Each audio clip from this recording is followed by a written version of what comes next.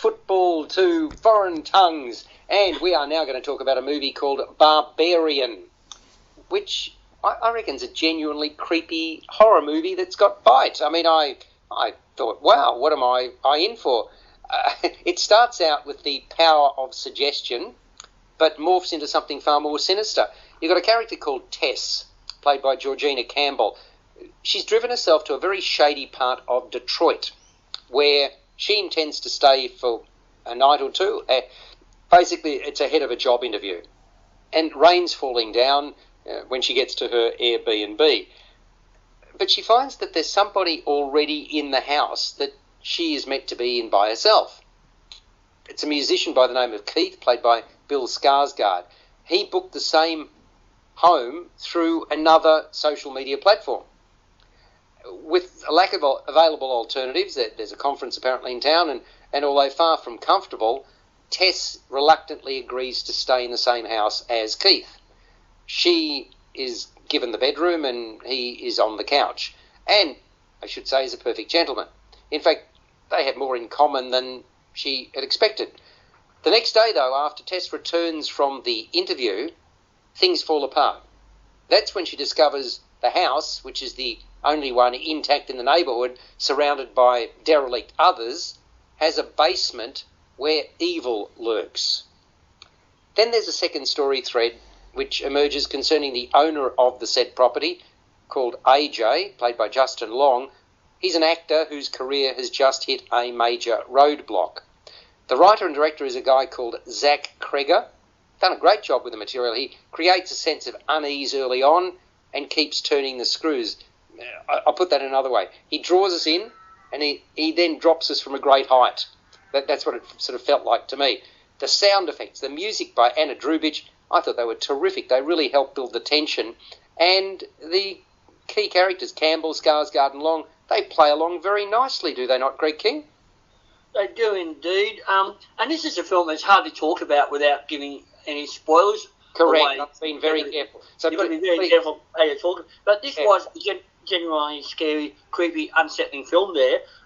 And I like that third little bit there that set in the 80s there, which gives you a bit of backstory of the house there. I wanted to see a bit more, see that developed a little bit more, because that was also unsettling a little bit as well. But you're right there. It's an unsettling little film there. And it's like a bit like Hitchcock in Psycho, where he sort of sets up a scenario, then it jumps to another completely different narrative that you're wondering what's going on here, but it all makes sense eventually. But I agree, the sound effects and that are all really well done. It's very unsettling there. The ending is a little bit over the top, though, with when we get a final reveal of the nature of the monster. But, for most of the part, this was quite a satisfying, scary, dark, creepy horror film. It's one of the better horror films of the year, and it's been a good year for horror films this year, I think.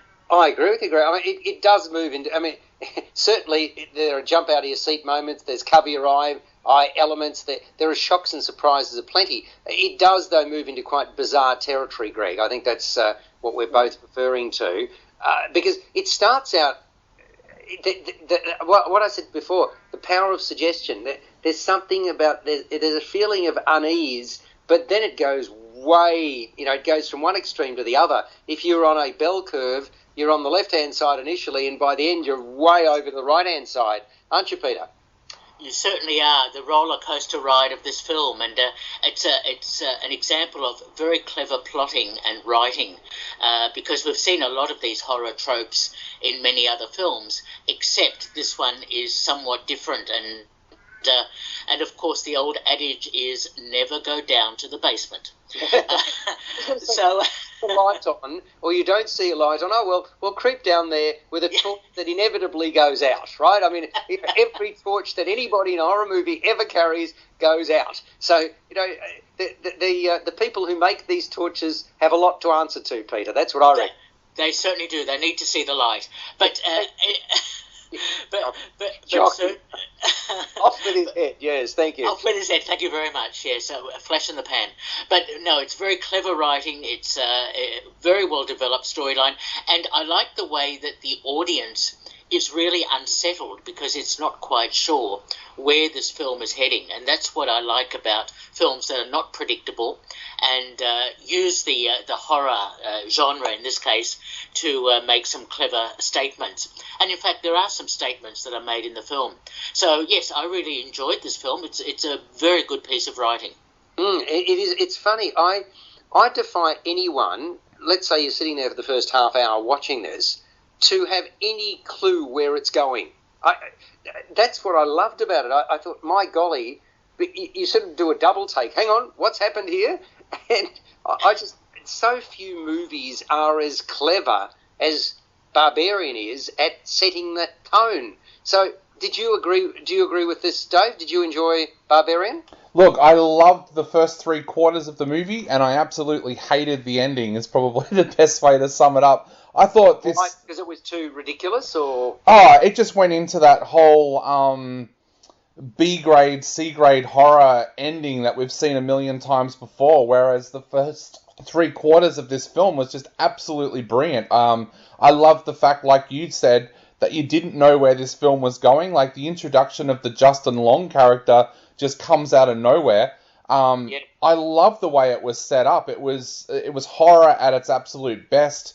There was suspense. You love the characters that were there. Even the Justin Long character, even though there's some questionable things about his character, you kind of liked the character. But just the finale, I found the finale went into... It's almost like those first horror movies that Peter Jackson made, where he had the idea behind the film, but then it went into this horrible, almost D-grade horror style that just doesn't do anything for me at all. I thought that, this film... I was actually going home thinking of ways I would have ended the film in a better way, but I love the first 3/4. I just think a lot of really serious horror fans out there are going to be really, really disappointed with that finale because it's something we've seen so many times. Yeah, sorry, somebody else was going to say something at that point? No, it's got a bit of a jump start on the feed. I got to say that I reckon that the three key characters here, Campbell in particular, inhabits Tess's nervy role really well, and I thoroughly enjoyed that performance. Skarsgård, his character is more chilled, and then you got, as you mentioned, Long entering the fray later as AJ. Quite a backstory to him as well. So it's a very strong movie that could have finished better. I think we sort of, that seems to be the agreement between us today. Let's get a score out of 10 from you to start things off, Greg.